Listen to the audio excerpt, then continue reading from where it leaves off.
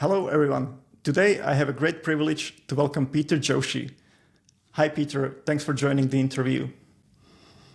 Thanks, Charles. I'm delighted to join you and delighted to engage with you and your website longevity tools. Thank you. So, first of all, I would like to congratulate you. Your paper called Biological Age Estimation Using Circulating Blood Biomarkers was published in the journal Nature's Communications Biology. And could you please tell the audience a bit more about your background in the aging field? Yeah, sure. Until about 5 years ago, I worked at the University of Edinburgh as a researcher in public health, specializing in aging and particularly the genetic basis of aging. And I came to realize that, well, the genetic basis of aging gives us quite a lot of interesting ideas about biological mechanism. It's difficult. At the time, I might have said impossible, but now with CRISPR-Cas9, I think we have to say difficult to change your genes. Um, and so I became much more interested in modifiable factors around aging and measuring biological age across your life. I'm sure we'll talk about what biological age is in a moment. And more importantly, how to improve your biological age and thus your health and well-being. Um, and as of today, I am the Chief Scientific Officer of an organization called Humanity Health. Humanity Health specializes in those issues, essentially measuring and managing your biological age. Um, and we're committed not only to using existing tools out there, and we have many partners who have very good ways of measuring biological age, but we wanted to develop some of our own measures of biological age and improve them. And that's what this paper is doing. It's using a blood draw and the things that you can measure in a blood draw to try to measure your biological age, your underlying health. Yep. So you are in the forefront of like super interesting and developing field, basically the aging, right? So how do you define yourself biological age? So I think for those that are not that familiar with the field, I like to start with talking about a high school reunion. Imagine you're possibly a little young for a high school reunion, job, but um, imagine you're going to a high school reunion after 25 years. Everybody, at least in the UK, and I think in the US, would be about 43. Um, uh, they're the same chronological age. But if you go to one of these, you'll see that some people seem to have aged rather more than others. Some people seem to have maintained their youthful appearance. Perhaps they don't look quite like they did when they were 18, but they don't necessarily look that much older, and vice versa. Some people seem to have aged a lot. And you can tell that from their hair color, their skin texture, their posture, the way they move, all these sort of things. And so biological age is this notion that your underlying your biology is different from your chronological age. And I've described some very macroscopic features of biological age, um, perhaps your facial complexion, for example. But there's a lot of hallmarks of aging that occur at a cellular level in humans and indeed in other organisms. And so we think about cellular senescence, we think about genome arrangement and various other aspects of cells. And cells essentially have been shown to age in certain ways, and we can track that aging in terms of biological mechanism. And so I think of biological age as both top down, what's the overall organism looking like in the dimensions that I mentioned and many others, and bottom up, what's going on in the cells. And then this paper that we've worked on is looking what you might call at an intermediate level. It's looking at biomarkers within your blood. So it's looking essentially how your blood is for things like, people wouldn't be surprised to hear, LDL cholesterol level. There's also markers of inflammation, cystatin C is a marker of inflammation. Um, we focused particularly because the data showed us that we should focus on a marker, cystatin C, which is often thought to associate with kidney function. And so you can understand whether or not your blood and the profile of your blood with respect to the markers I've just been mentioning and about 20 others is looking younger or older. These markers all tend to have a sort of change over your life course. And if you can slow that change, we believe, you're slowing your cellular aging, you're slowing your systemic aging, and it'll lead to healthier life, hopefully happier life. Yep, yep. So basically what you were saying about the 12 hallmarks of aging, that basically all of them Exactly. are important, and that this like the paper you published about the estimation of biological age is like one part of the big picture, basically. Yeah, absolutely. One super important part. And like before I found your paper, I was using the PhenoAge, which is a very similar paper estimating biological age based on basically some biomarkers from the blood. But the PhenoAge was meant to prioritize accessibility and the cost, basically. So from your annual checkup from your doctor, very common cheap biomarkers, you could estimate the biological age. But I was not really happy with it. I was always looking at it and like, okay, my creatinine is much higher, right? And that calculator prefers like lower creatinine. And I knew that the low creatinine is not great, right? And the calculator was showing the kind of it was pushing me to the wrong direction. And when I saw your paper, I'm like, okay, this is amazing. So that's why basically I took your research and made it into a calculator that anyone can use. And what I like a lot about these calculators is what people are familiar with mostly when they watch some longevity influencers. Why not? They use mostly DNA methylation age clocks, and those are great. But if I have to choose between the two, I can pick only one. I would use your calculator, basically your model, because I would get two things for one price. Basically, I could calculate my age, but also I can see like my overall health status and see exactly how I can improve the age. Whereas if you get a DNA methylation age, which everybody is using, you just get a number and you don't know really like what to do. Okay, it's like some people do, but it's very the value is kind of lost, and when you do proper big lab test, you have that value for a long time because you can track it over time, etc., etc.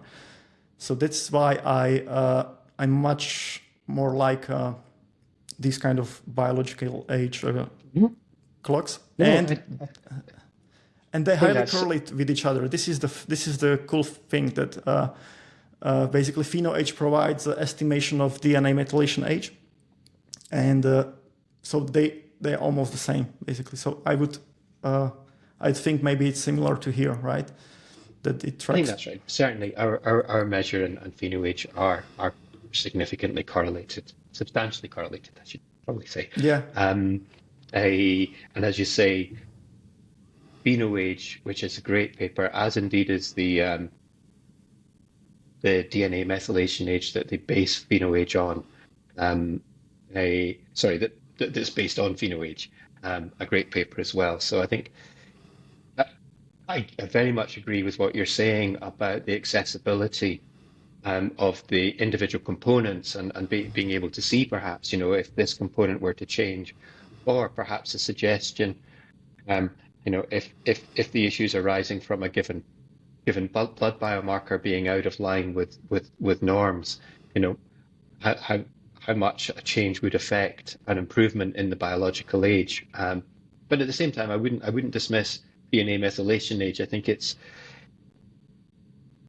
as is so often the case, it's about your purpose in some ways. I think DNA methylation age is probably more stable. I think we do need more longitudinal research, particularly on DNA methylation age. It's unfortunately quite expensive, so researchers are not that willing to measure DNA methylation age month after month after month across a large enough cohort to really Yeah. get some of the things that we'd be interested in. I'd love to see some more of that research. Um, but I think it perhaps is, as its name suggests, getting a little bit deeper into what's going on in the cells. It's DNA that it's looking at. A, on, I have a suspicion it's more stable, and that's a good thing and a bad thing compared with the blood-based biological ages. Yeah. Good, because perhaps that means it's kind of reliable and you're not subject to just, what did I do last week when we measure it? But Yeah. at the same time, we do want something that is dynamic for many purposes, because what we're really interested in, I think, in the end of the day, is how can each of us improve our biological age and our longevity. Yeah. Um, Yeah. and so we need something that's reacting um, to the activities that we're trying to stop doing or start doing to improve that biological age. Yeah. Yeah, exactly. So I think they're both great. They both have the place. But if you have to pick one, I would probably Yeah. Mhm. go with this one, because for the same money you get like twice the, or two benefits, I guess. Yeah, I hear you. I hear you. And you can see maybe later when I'll show the calculator, you can see some actionable items. So if you would lower this, if you would make this higher, you could see like how it would affect your biological age.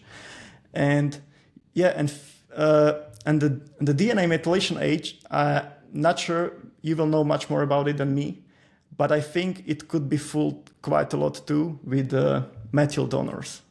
If you take like methyl donors and methyl like depleters, so if you take niacin, it will mess up your DNA methylation age. And if you take some trimethylglycine or whatever, some big methyl donor, that's what I basically heard and saw from not a lot of data, but from some anecdata, I would say.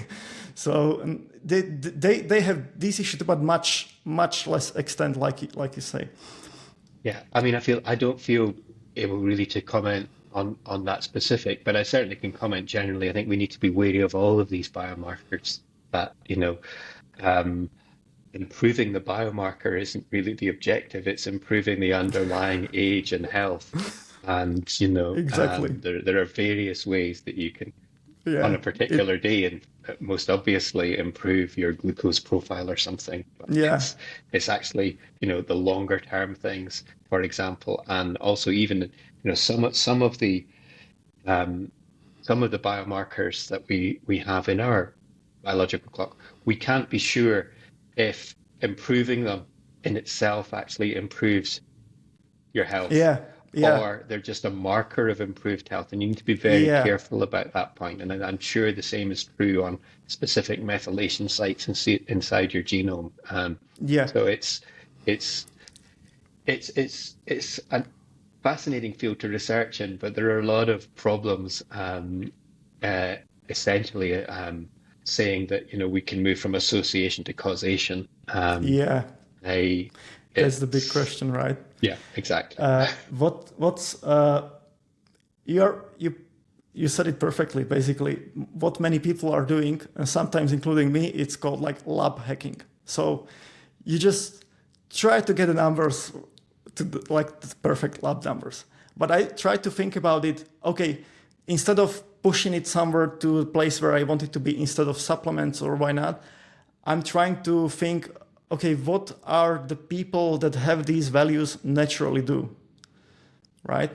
So Yeah. if they have a folic acid like this, should I go and supplement folic acid, or should I eat a, ton of The healthy stuff, diet that's ton leading to of good stuff? folic acid might be leading to other Exactly. good aspects of health. Yeah, yeah, Exactly. So I always try to first see like, okay, what's this marker associated with? What type of behavior, what type of eating and whatever, and do that first. And only if I don't succeed, then I try to basically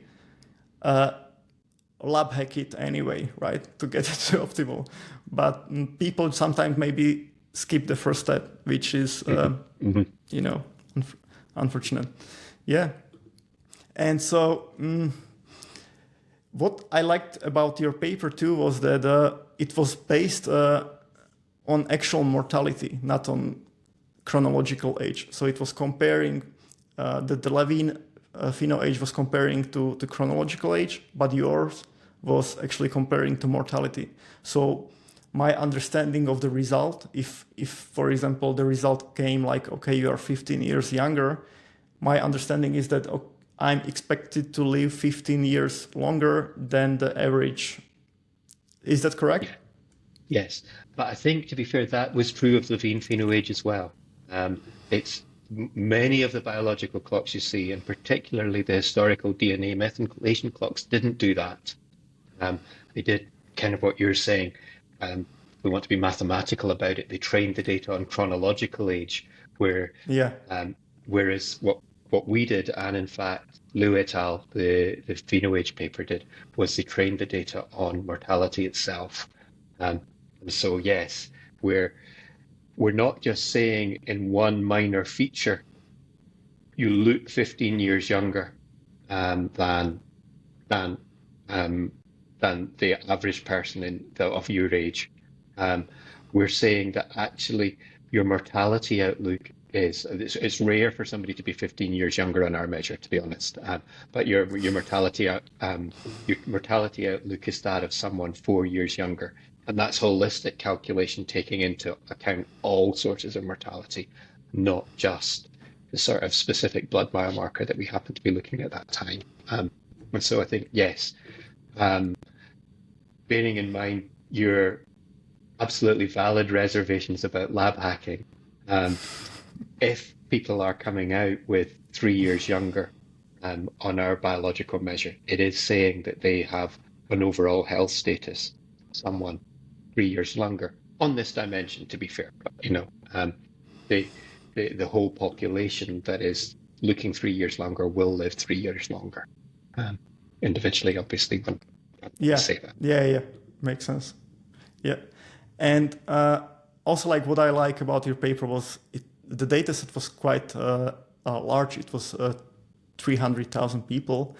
And you say in the paper that the estimation works good in both healthy and sick. Can you please tell a little bit more about that? Like, how was the data set and Yeah, so I mean, I think the UK has developed a fantastic resource that researchers can apply for access to.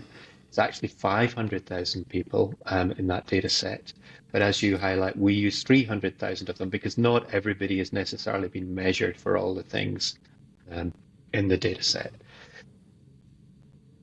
Whether you're looking at genomics, in fact, or the sort of things we were looking at, 300,000 is big enough to do robust, reliable research. So one is able to ask lots of interesting research questions in that data. And then, for example, as you highlight, split that data into parts and say, well, actually, yes, this works for everybody, but actually, does it work for healthy people? Does it work for sick people? And so on and so on. And so you're able to, the great thing about UK Biobank is they've asked people obvious things like their age, their sex. They've asked people to donate some blood, which is how we were able to, and then they've measured lots of things in that blood, and that's how we were able to do the research that we did. But they've also gathered, on a prospective basis, their health and mortality history. So one's able to see, having gathered this data for at around 15 years ago, probably more than 15 years ago, typically now, they're able to see what happened to people over the subsequent 15 years.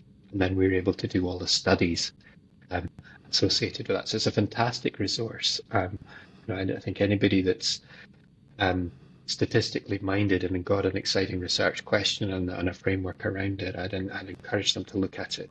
And it's rather different from studies that have taken place in the past. You sometimes see studies published with 20 mice, 500 people, and yeah. we need those studies they're suggestive, and if we get lots of them, we can build science on them. But the UK Biobank, you can kind of jump to a big enough sample size to tell you something statistically, at least you can be really confident in. We do need to be careful. I believe it's true, but evidencing that a result that works basically for people between 40 and 69 in the UK doesn't necessarily mean it works for people on another continent. Yeah. And so it's important to go away and check that. We didn't really have the data or the time to go and do that, but certainly hope other people will make things up. As you're very aware, Joel, we've produced a GitHub repository where you can download the code and calculate this biological age. And if people in other research groups would like to use it, we'd be delighted. Yep. Exactly like you said. So it works mostly like great in people between 38 to 73, right? That was the range.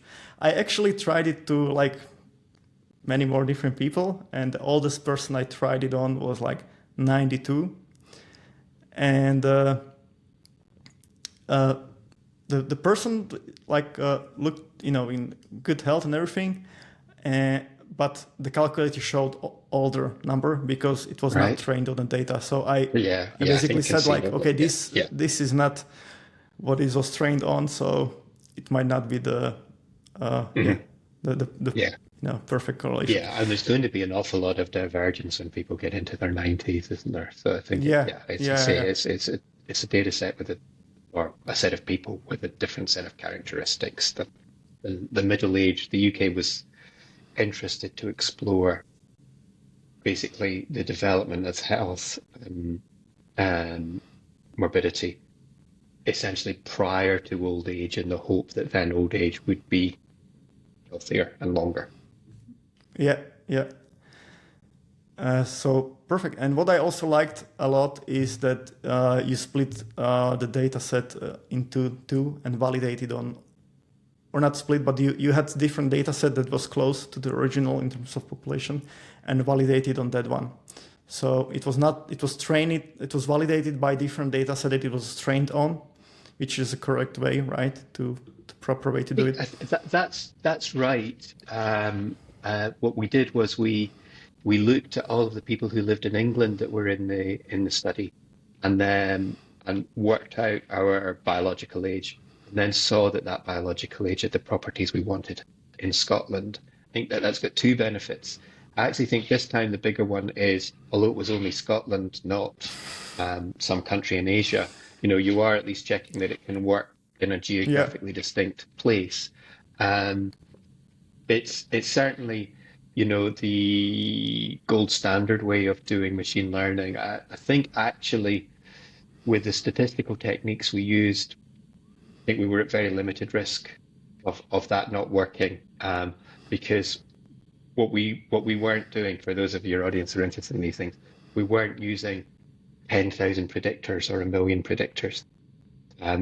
We were only using 50 predictors. So the statistics actually means you can be pretty confident when you use 50 predictors in a 300,000 data set that overfitting, at least with linear models, which is what we were using, isn't going to happen. But it's obviously an extra little tick in the box to say, well, we've validated in an external data set as well.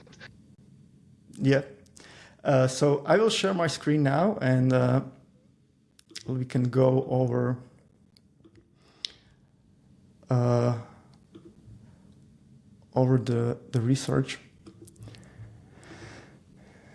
And so this is your paper. Here you are. Congratulations again. Great work. Yeah, we were very pleased. I think doubly pleased. Doing research in a commercial organization is a little bit harder just to find the time and the resource and all of these things, particularly in a small one like ours. And also really pleased that it's available in your website. It's available in our app at Humanity. So it's not just that we've got published research here, but we've got something that customers can get this in their hands and use it. Exactly. So, because what I found out is if you present people with this, with the result of this, they suddenly listen much more to their biomarkers. So normally they're like, okay, my lab tests are whatever. I don't understand all these nanomoles or whatever. I have no idea what it is. But if you show them, oh, here is your biological age, and it's because of this and this and this, then they are like suddenly it could be a great tool for the doctor to get the compliance from the patient, basically, which is underappreciated. I That think absolutely that's a super important point. I think that um, whether it's the individual biomarkers and you're out of range, well, what does that mean for me? Or in fact, if, I don't know if you've seen some of these cardiovascular disease risk tests, and then people will be discussing with their doctor perhaps whether to take statins on the basis of them. If you say your relative risk is 130%, what does that mean? Even yeah, to the numerate who are comfortable with percentages, which isn't everybody, um, you know, what does 130% mean? Whereas I think if we say to people, you're aged 45, but your cardiovascular age or your overall biological age is 48, I think they get the right sense of dimension there. Um, they, they know not to panic because, they know yeah, quite a lot of 48-year-olds, and they're not all suffering yeah, cardiovascular disease immediately. Um, but they know it's of concern, and they have some sort of idea of the magnitude of concern. So it's a very relatable measure. And as you exactly. say, potentially actionable. And then if you take the action, seeing the improvement is very meaningful and rewarding in a way that just seeing, you know, some individual biomarker um, like Yeah, a urea levels falling into the yeah, normal range from where it was before, it's a bit abstract, even for myself who looks at this data all the time, let alone, um, uh, uh, a normal person. yep. So this, like from our paper, this is the list of the selected biomarkers that the machine learning algorithm picked. Can you please tell more about basically from the 57 markers, these 25 were selected. Can you please tell about more like how it was selected? So what this machine learning algorithm does is that we take a random subset and we feed them into the machine learning algorithm, and it does an association test, regression essentially, for those of you that have a little bit of statistical background, and says it looks to me like these are the important markers. Um, a essentially that means the marker is then selected. And what we did was we did that lots and lots of times with different random samples and checked whether a marker was stably selected. And that's a sort of good practice in terms of machine learning in this context. There are other ways of doing these things, of course, and so what we're saying is that um, our threshold for selection he was passed by all of the markers above the black line. They were selected often enough for us to be comfortable that that their appearing to be selected was real rather than by some statistical aberration or particular feature of the data. Um, and so then what we did was we built a model that just used those biomarkers. And you can see, I feel the graph's got quite a pleasing shape. There's a lot that are essentially nearly always selected. And so you Yeah, feel confident about those ones. yeah, And then if we go down to the bottom of the graph, there are some that are never selected and many that are hardly yeah, ever selected. And you're saying, well, those ones are not needed. I think you have to be a bit careful. I wouldn't say necessarily, if we go down to the bottom of the graph, sorry, Schultz, that HDL cholesterol in itself is not a reasonably important marker of physiological health. But what this is saying essentially is that when you know all these other things as well, you don't need to know HDL cholesterol. Exactly. Yeah. This is what I would like to speak about like in the next slide. That Right. basically uh,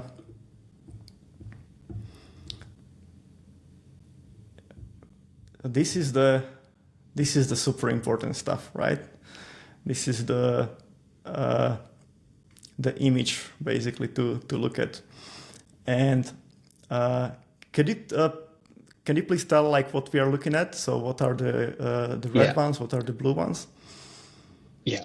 So essentially, um, red means an increase in this is increasing your biological age, implicitly reducing your longevity and unhealthy. And vice versa. Blue means reducing this is improving your biological age and your health. Um, uh, and what we've done here, sorry, this is going to get a little bit technical, is try to have everything on the same scale. You know, we're trying to measure how much of it, it matters. And the way we do that is we look essentially, if you look at the statistical distribution of most of these things, it's what we call a normal distribution. People have heard of the bell curve. And what we're saying is being, moderately to the right in the bell curve for any one of these good or bad? And if so, how much is that good or bad? So instead of using, you talked about nanomoles per liter earlier, and measuring one of the things on nanomoles per liter and measuring another thing on milligrams per deciliter, we've standard everything to the bell curve. So what we're essentially saying is being, say, in the highest 25% for any one of these amongst the population, what's the effect? And so on the face of it, being on the highest 25% of age within the study was the most, significant thing. Serum mortality, it's Surprise, funny that, surprise. yeah. Um, Sex is also important. And then, and so on and so on. The one thing I would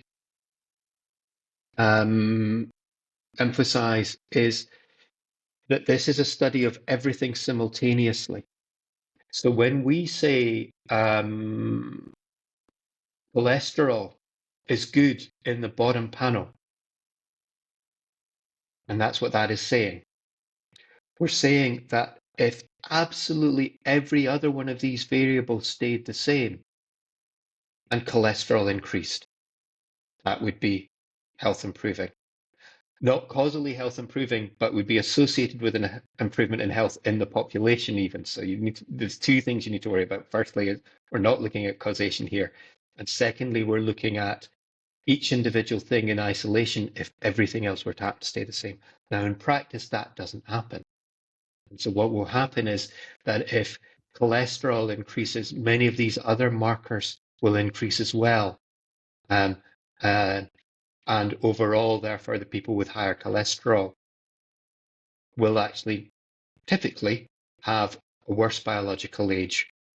But it's because everything moves together. One dimension of biomarker health rarely varies on its own. I mean, clearly there can be specific diseases. I don't know, some vitamin D insufficiency might be driven by something specific, but much more generally, um, Yeah. so I wouldn't look at this and say, oh, cystatin C, that is the most important thing, and actually getting my cholesterol up is important too. It's saying that if we look at a population and we look at all of these things simultaneously, that's correct. But you can't interpret these things individually in the way that naively you might begin to in the first place. And we Yeah. certainly see, for example, when we drop cystatin C out of the model, many of the other features begin to move around, and Yeah. creatinine in particular Exactly. moves. Um, Substantially, because it's what we're saying here is that lower creatinine, if your cystatin CC stays exactly the same, is good. But in practice, what we see is um, lower Hi. Hi. creatinine is going to Hi. lead to Hi. lower cystatin C. Yeah. Yeah. That's the most common thing you see, right? And the creatine goes hand in hand with cystatin. But Yeah, if they go the opposite, so the cystatin is low and creatinine is high, that one was picked by the model, right? yeah, For like lower biological age. So yeah, basically, exactly. what I did, I put all like this graph here. So this is from the model, and the way this works, I will just like load sample data, right? You would just normally go to lab test and enter it here, or either in the Humanity in your app, which will do probably much better job at interpreting it. And if you load some sample data, now it will show you, because what's one of the not a limitation, but what I don't like about these models is the only thing that I don't like is that sometimes, like you said, like this model prefers higher creatinine, which is better. But if you put creatinine, which is right now I have like estimated age 38, right? But let's say everything stays the same, and my creatinine is something that's, or just put like something that is clearly associated with like not great health, right? Then this calculator will show like this could be either wrong data that someone entered the wrong unit or why not, or it's something that people should be aware of, that this but this changes the age this much, and it's so it tries to pick up these anomalies. And Yeah, absolutely. like just to talk about creatinine and cystatin, if I look here in creatinine, basically you can see that it increases with aging, which is common knowledge, and these values are associated with disease, basically. But what's funny about creatinine, it's associated with body fat. So someone with a very low body fat, this graph even doesn't go to 10%. So this is actually my problem, right? So my creatinine is high, it's around 100, because my body fat is like less than 10 according to DEXA. And so suddenly, and essentially because, as you say underneath, it's because you've got less fat because you've got more muscle. Yeah. And so that's why I didn't like PhenoAge. It's built on like a very common markers, but not on the best markers, right? And your model is on the better markers. So maybe this is my like hypothesis, like Somewhat why better, and I think that I wouldn't denigrate PhenoAge in a sense. I think it's for particular exactly. people, particularly as you say, with with low high muscle mass, the features are not ideal, but it does work really quite well across a population as a whole. And I think that's always a problem with studies like ours and like theirs. It's difficult to individualize them. People know their own circumstances and can maybe see what's going on in the way that you've indicated. But yes, it's a positive feature of our study. Yeah. Do you have any hypothesis yourself, like why the higher creatinine was preferred by the algorithm? Other than it's because we measure cystatin C directly, and that you're measuring the sort of functions in those biological pathways directly. And I think plausibly, as you say, that perhaps if you've got high muscle mass in our society, that's often an indication of good health, and yet it's impacting on the creatinine, and perhaps not in the same way on the cystatin C, and therefore we get that sort of better metric for that class of people. We haven't. I think there is probably data in UK Biobank where you could begin to think about that a bit more, but we haven't done that. There's so many. We've got however many it is, 20 or so biomarkers. to sort of disentangle them and then try and go back to the source data and say, and what other things are going on in the interaction between those two biomarkers and people's Yeah. lives and so on and so on. It's a fascinating project, but an absolutely huge one. Yeah. Oh, by the way, I wanted to ask, how is it when like anyone can get access to the biobank database? Is it like open source or is it only Not for open some? source. It's I'm not sure what the term that they would use, but it's it's serious researchers. You don't need to Okay. be an academic, Oh, um, okay. but you need to demonstrate that you're a serious researcher, and it's obviously a bit of legality and formality as well Okay. associated with it, and a Okay. payment. Um, a, Ah, okay. um, and having gone through that, you get access to the database, and I mean, Ah, I think it's been revolutionary for health researchers across the world, and yeah. there's no restriction despite it being UK participants and Yeah. sponsored by Yeah. the UK government. International researchers have access as well. Yeah. I will definitely one day wanted to get my hands on the data, like the raw data like this. It would be super interesting. Can you comment on the price? Not sure if you can. Like if I want to It's access. it's it's it, it's a while since I paid the price, so I'm not aware of the current price. When I paid it, it was several £1,000s, Ah, okay. Okay. Yeah, uh, makes sense. around Makes sense. $5,000 for your international Yeah. audience. Um, I am not sure if that price has changed significantly or not at all Yeah. since I did it. Yeah. So another interesting thing is like you mentioned total cholesterol. And when I first saw the study, I'm like, come on, total cholesterol and ApoA1, why it did not select it for ApoB, right? That would be the most obvious Yeah. thing. But then if I thought deeper, if I was thinking deeper about it, it actually makes sense that it Hmm. selected these two. At least for me, that's my like hypothesis, because the low total cholesterol is actually in association studies associated with increased mortality and with neurodegenerative disease. And so if you have a higher cholesterol and most of it is the good one, basically with ApoA1 tag, right, attached, then it means that your ApoB is low, kind of. So Hmm. that's my reasoning about it. I'm not sure if I'm thinking correctly and if you have your own way of thinking about why and how it was selected like this.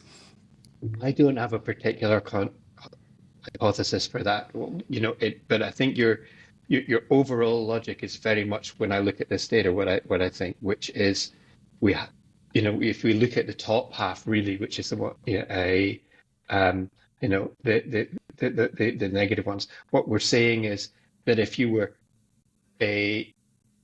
you scored something on HDL cholesterol, it would have, sorry, on total cholesterol, it would have impact on all of these. I think particularly um, the HbA1c marker.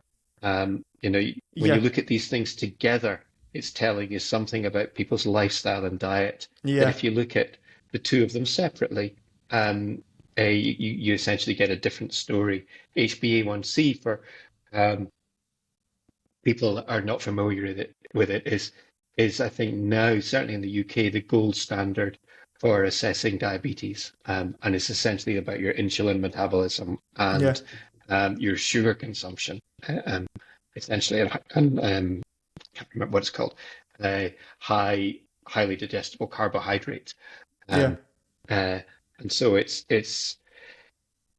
very much the case that you cannot um, as we said earlier, look at these things in isolation. And I think yeah. that's, to my mind, It is what's going on is that the HbA1c and the glucose markers are attracting quite a lot of what one would have conventionally thought might be attributed to another yeah, marker. And yeah, as I think that might be causal, but I'll say might be. Um, what we what we're what we've already agreed is that what we're looking here is association. So it's not necessarily the case that just improving your yeah, HbA1c would improve everything. In that case, I suspect it does. But I'm not a clinician, and yeah. we've not done a causal study here, so we've got no Exactly, evidence really exactly. for that except intuition. Yeah, yeah, it's good that you pointed out. We are just like, this is purely speculation, like what I'm doing and we are doing together. And this, like you mentioned, uh, how I calculate these is that I change only this value or Hmm. each individual value and keep the rest to the optimal that's maybe associated with optimal health, and then keep everything else the same. So if you would lower your cystatin like this and keep everything else the same, which would be almost impossible to do, like you mentioned, right? It's in isolation. Except So artificially, yeah, in a way that might not be health yeah, beneficial. Yeah, absolutely. yeah. So that's the basically the idea behind it, to at least show something that what's driving the age. And so at least for me, I have some explanation for creatinine. I have Hmm. some explanation for cholesterol because I can see the studies basically.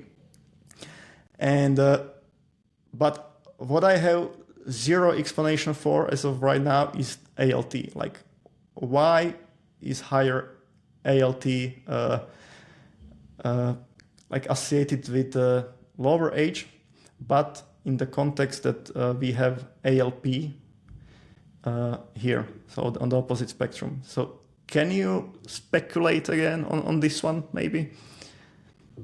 Yeah, and I think it's I'm I'm just going to repeat what I already said, so I'll say it quickly. It's when we look at the other markers at the same time. Um, Okay. so I think if we go up, again, the you've got your GGT and so on, Yeah. going. It's one may, and even then, we need to be careful. We can't look at these pairwise because it may be that Yeah. pairwise, some of the concerns that you have would still be there. I think often pairwise might give us some natural explanation, like we did with cystatin C and creatinine, but it's actually all of them staying Yeah. steady. Um, Yeah. uh, how are you getting worse on this single marker and all of them staying steady? As you indicated, you probably not, and that therefore it's an association over the population. And so I sometimes think about this as that, you know, if if we take a marker that we normally think is negative or bad, and it looks positive in this sort of analysis, what it's actually doing is controlling an exaggeration of another marker. And so it's sort of the other marker we Okay. might see in the overall data might be overemphasizing a problem. And this marker, or the two combined, are able to sort of hone in on the problem more precisely so that, they both increase. But by saying, that one's in the apparent effect of that one in itself is bigger than it should be. And what we're doing with the second marker is saying, well, we're gonna we're gonna pull that back a little bit and get the right estimate. Um, Yeah. that's a little bit of a hand wavy explanation, but I think that is one needs to be careful about, as we've Yeah. said two or That's why three it's times super now. important to have Yeah, that's why it's super important to have all the data, right? yeah, yeah, Yeah. yeah. And in terms of all the data, there are some markers that I did not include, and I made it here that basically these markers are not really standard in the commercial labs, but they were all uh, basically in this range were like kind of low impact, right? So I'm Yeah. wondering how bad it is that they are excluded, because like when reading the paper, the model could like reasonably still provide the kind of values, right? If these like maybe less important markers were excluded. So can you comment on that a little bit? Yeah. So we would need to do a bit of research, which we haven't done on excluding those three markers and what difference it makes to the biological age. As you say, for the markers that are highlighted as low effect sizes in that other graph, it is very it's very likely that for the vast majority of the population, excluding those markers are the ones that aren't going to really make that much Yeah. to the number that we're calculating. So other things being equal, I would say the ones in the middle bit here that you've highlighted, the ones that are not so important. Having said that, maybe just to repeat ourselves, possibly for a fifth time now, albumin itself does look like an important marker. But what we're saying is if we've measured all those other markers, the importance of albumin appears to be less because we're getting Yes. all the information that we need from elsewhere. Yeah. Almost Yeah. we can infer the albumin level, or maybe Exactly. some of the Yeah. time that will be the case. But even if we can't infer the albumin level, when we know all the other ones, it's giving the right biological age without really the albumin data. And Yeah, that's why it's because the having a low effect. PhenoAge like much prefers albumin, it puts a Yeah, lot of weight yeah, because it yeah, cannot infer it with, I guess, other biomarkers, right? yeah, yeah, So that's yeah. the Yeah, idea. exactly, exactly. Yeah, and so reading the study that most values ranged between like between -20 years to +20 years. Like, what's the best you saw personally or you strive for? I don't recall. I think what I would say is most people are coming out in the sort of ±3, ±5 range, depending what you mean by most. So it's exceptional to get ±20. Yeah. I and that's for people, as we said, between age 40 and 79. Yeah. Um, So or when I 40 and saw, 69, I misspoke there. yeah, when I saw the range between -20 and +20, I was like, I need to go to -20. Yeah, well, absolutely. But That's the goal. But I think yeah, it's fairly unrealistic for most of us most of the time. But I think yeah, pushing things in that direction is very much, what what I think really at its heart humanity is about. I think what we see really is um, a really favorable feedback loop between measurability and action. We can measure something, it encourages action. Those actions change the measurement. Those changed measurements encourage further actions. It also means we at humanity can learn which actions mm, are most beneficial in changing yeah, this age. And so we get a research feedback loop and an individual positive feedback loop. So we can tell people more and more which actions will be good, and they can see how those actions are affecting themselves over time. yeah. One thing I was thinking too, especially for younger people, that when we compare our biological age acceleration, so how much like younger, older we are to some other people that might get older, then our absolute value is not as great as their absolute value, right? So Mhm. my 20 years younger is different from someone who is like 65 and he's 20 years Yeah, younger. yeah. And I was thinking maybe doing some, if you was like ever thinking about it, to show it in the relative terms. So this many percent younger. So instead Mhm. of Mhm. absolute in percentage, which would make it a more level playing field, basically. So can you comment on that? What do you think about it? I think that's a very fair perspective. I think kind of what you're getting at is what we often talk to about is rate of aging. So if if someone is 20 but their biological age is 25, I'm going to get this sum wrong probably. What's 25 over 20? It's a well 20 24 would be easier. They'd be 20% overaged. Um, um, 20, yeah. Yeah, Uh, and similarly, if someone is 60 and their biological age is 66, then they're 10% overaged. Um, and so their lifetime rate of aging, is what we would call it, is yeah. 110% or 120% is the example we're doing a moment ago. Okay. Um, so I think, and what we actually focus on often actually is trying to look at your current rate of aging. So that's your lifetime rate of aging. That's how you got to maybe 6 months Yes. ago. What's my rate of aging been within this six Yes. months? Um, how have I brought down my biological age over time? Yeah. In essence, yeah. I mean, that's really what the target is. Get your rate of aging to be below 1 year per year, below Exactly. 100%, Yeah. Yeah. and keep it there. You can't. I think one of the things people don't realize is, I think once you've done really very well on biological age, it's a struggle to do even better. You perhaps can make yourself biologically younger, but you're not going to make yourself biologically negative. Almost certainly, a 60-year-old who manages to get a score of 50, just maintaining that score is then, Yeah. a good result for them. Uh, Yeah. Not least because their age is going up every year, so they're going to become 61, 62, 63. Yeah. But even setting aside that effect, it's Perfect. Yeah. So I will show on the website, I will show the relative too.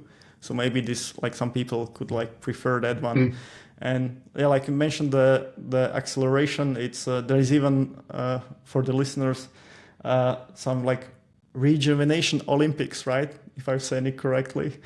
So some leaderboard with that. It's quite popular. Yeah. And yeah, now for me the most important question starts now. So you're like researcher most of your life in like longevity. What do you personally do?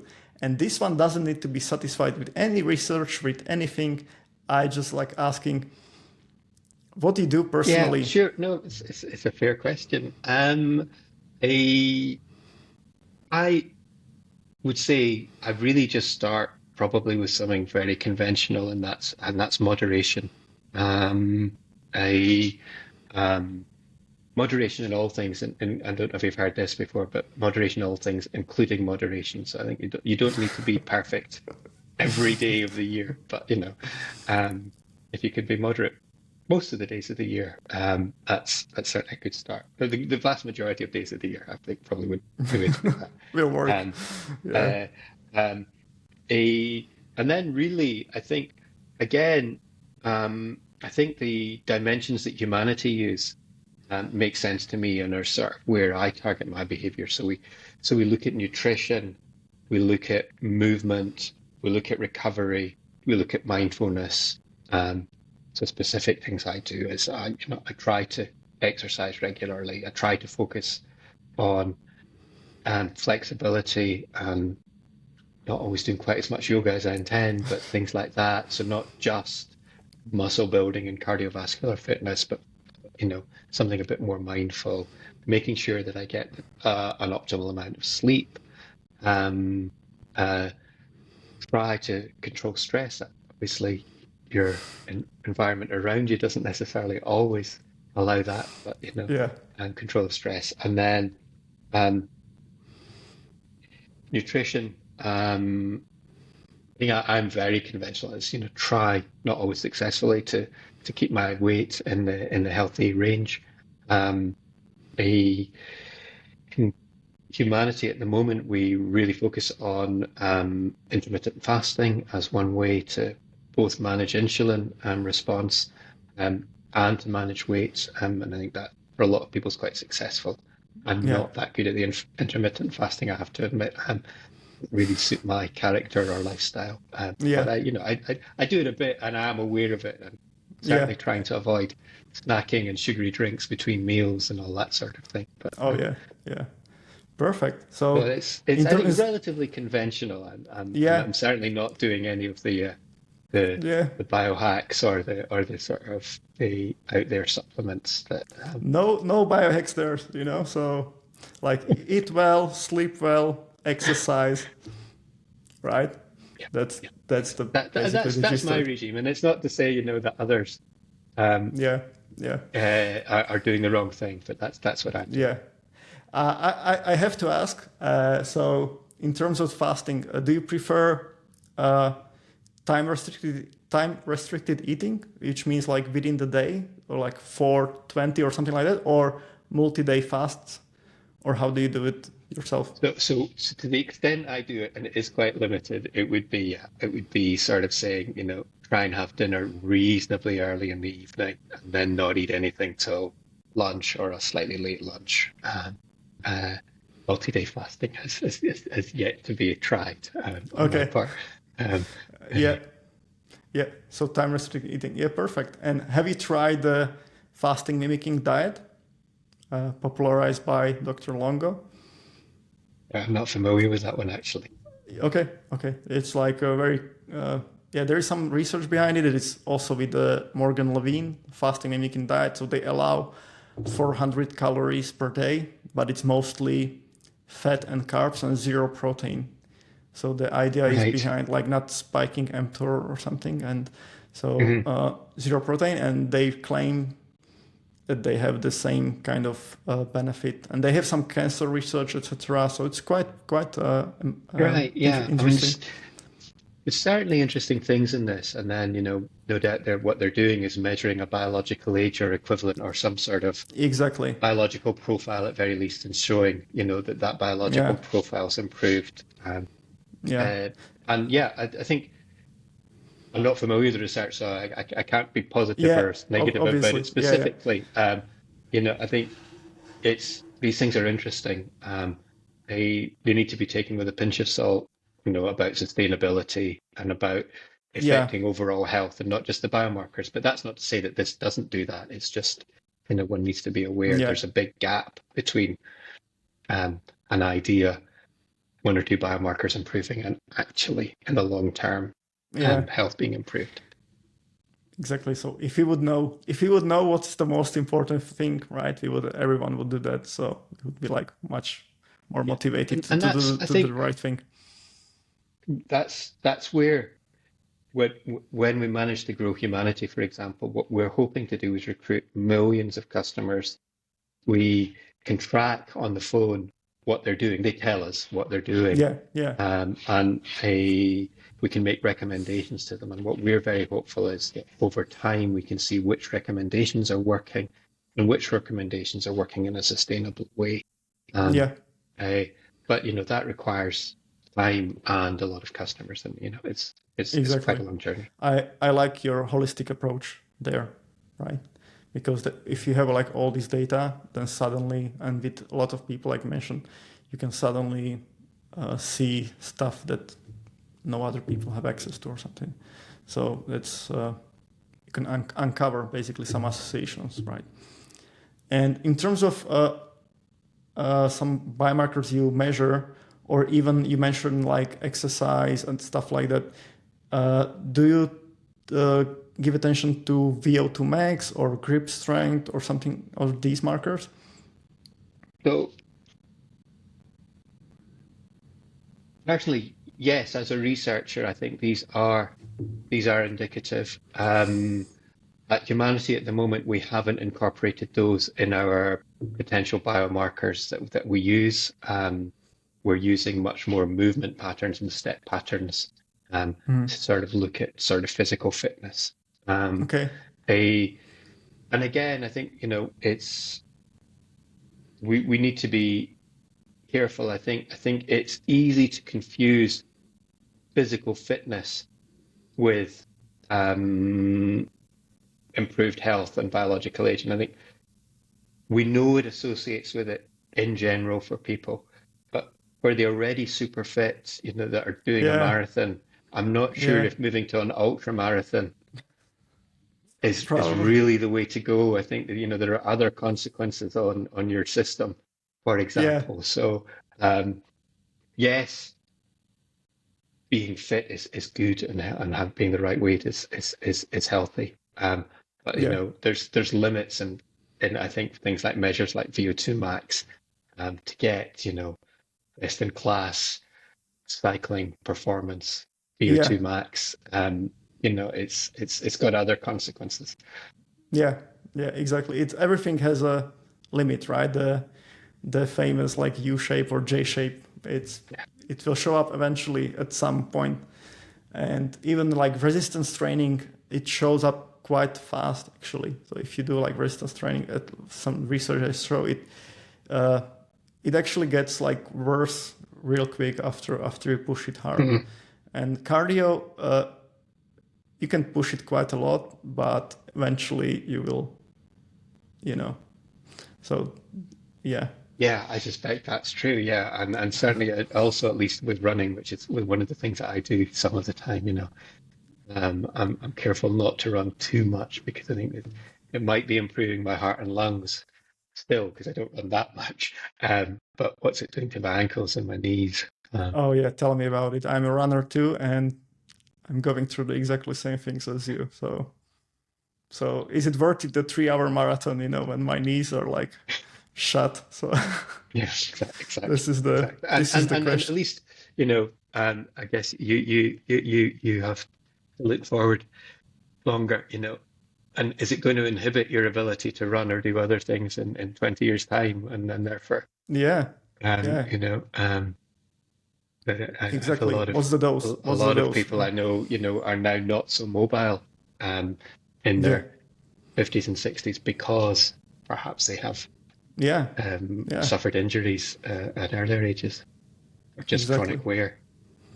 exactly. So it's the detail is in the dose, I guess.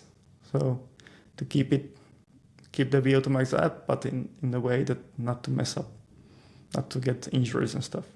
Mhm. Perfect. Peter, it was a super amazing chat with you. Yeah, I've really I enjoyed it. Thanks for your insightful questions. Yeah, yeah. Do you plan And any thanks for the more studies, opportunity. any more groundbreaking studies soon?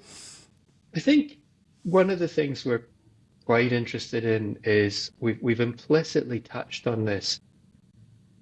What is the similarity and difference between, say, Jordan Bortz's Blood Age? Sorry, I should have, yeah, said this earlier. I think you did correctly credit. It wasn't just me that did this work. It was a master's student that worked with us. We're really delighted to have him, Jordan Bortz, who was the core researcher on this project. And it's really his work that I've been talking with you today Yeah, about. Um, but we're interested in how Bort's blood age um, relates to other ages like DNA methyl age, the DNA methylation age, like a movement-based age. And so are, are there similarities? Are there okay. differences? If we measure two at once, are we getting just the same thing recapitulated, or are we getting something extra? Um, I think Yeah, that's somewhere for the field to go. And then if there are differences, what do those different, if you're great on DNA methylation age, but not so good on Bort's blood age, um, yeah, what does that tell us about your physiological profile? And what does it tell us more importantly about what actions might be optimal? yeah. So looking forward to it. Thanks for sharing, and hopefully you'll come to another video to discuss the results. Delighted to. Thanks for your time. Thanks again, Peter. It was a great pleasure again. See you soon. Right. Bye. Thank you.